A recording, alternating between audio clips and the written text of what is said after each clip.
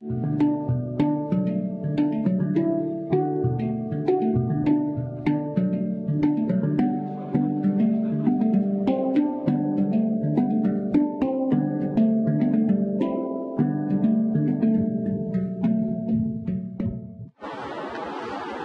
está começando mais um Conexão Saúde, um programa que tem como finalidade levar até você, telespectador, informações médicas altamente especializadas que vão lhe ajudar, principalmente na prevenção de doenças, porque você sabe que nós, aqui do Conexão, acreditamos que a falta de informação por si só já é uma doença grave.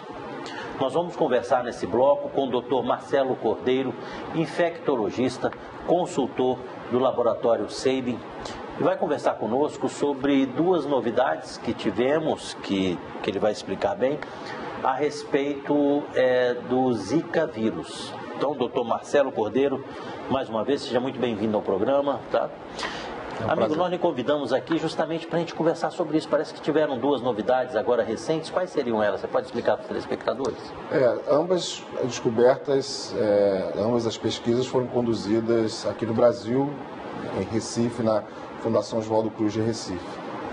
O primeiro é um achado do vírus, a presença do vírus no mosquito comum, no carapanã, no pernilongo, indicando a possibilidade da transmissão do vírus através desse mosquito comum.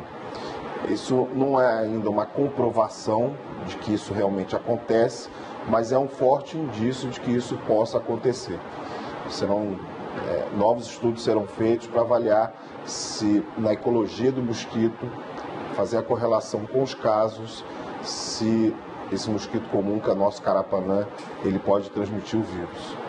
E a outra pesquisa também conduzida na Fiocruz de Recife foi a observação que uma determinada substância ela tem a capacidade de inibir a lesão que o vírus faz em células do sistema nervoso, já que a gente sabe que a maior complicação que o Zika pode causar é na gestante, levando a crianças com microcefalia. Então é uma descoberta promissora, isso está numa fase muito inicial, mas há uma perspectiva de desenvolvimento de uma medicação que impeça a lesão do vírus no cérebro da criança, por exemplo.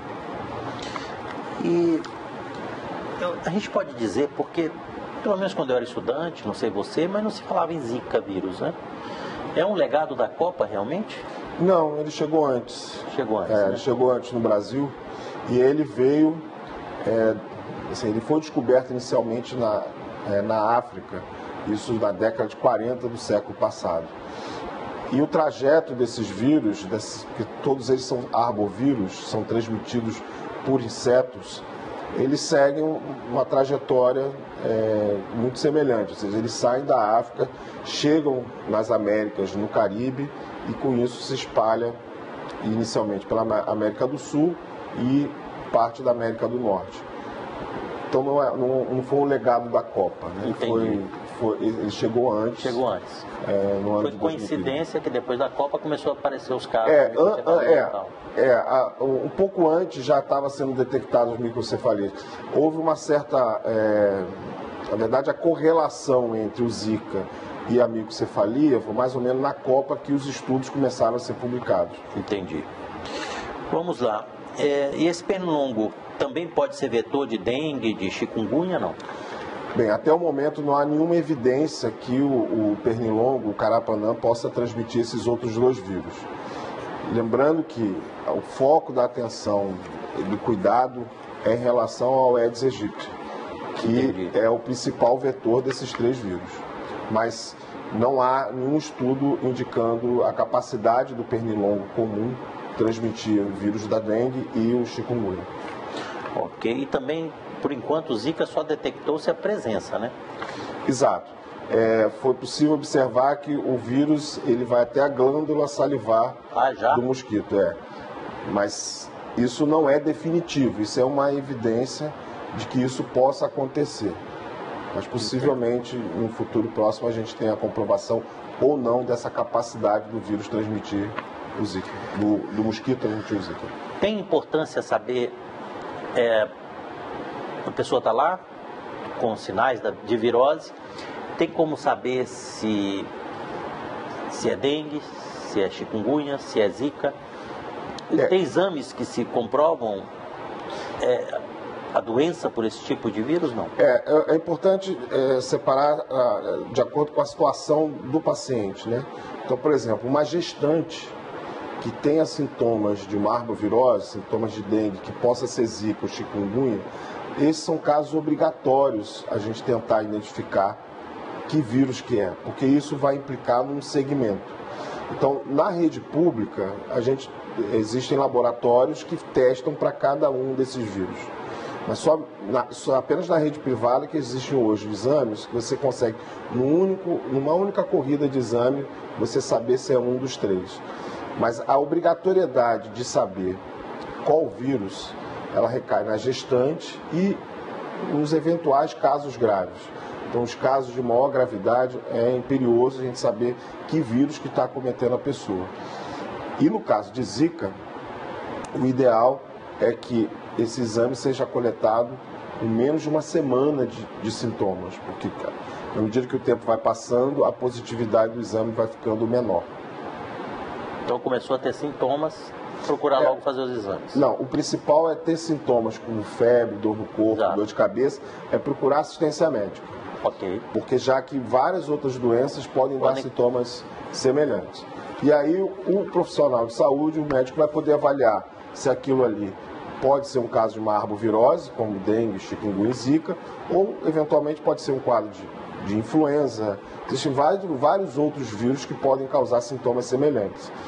Quando o sintoma não está muito claro, hoje o serviço privado, laboratórios privados, eles têm o que a gente chama de pool, em que ele consegue testar vários vírus. Mas eu ressalto que são situações muito específicas em que o médico deve ser consultado inicialmente para que possa definir se é o caso de realizar esse tipo de exame ou não. E vocês já conseguem fazer isso aqui em Manaus? Sim. O laboratório sempre tem essa tecnologia de fazer a testagem desses 3 vírus. Mas eu ressalto que isso sempre é a partir de uma indicação médica. E um pedido médico, no caso. Exatamente. Né? Passa primeiro pelo médico e o médico avalia se é o caso de fazer esse exame ou não. Aqui tem uma pergunta da produção. A descoberta do Culex como vetor do Zika é preocupante para outros países do mundo?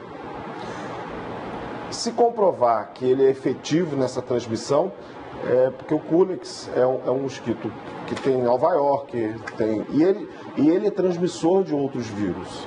Então, por exemplo, existe uma doença chamada febre do oeste do Nilo, que esse mosquito pode transmitir esse vírus.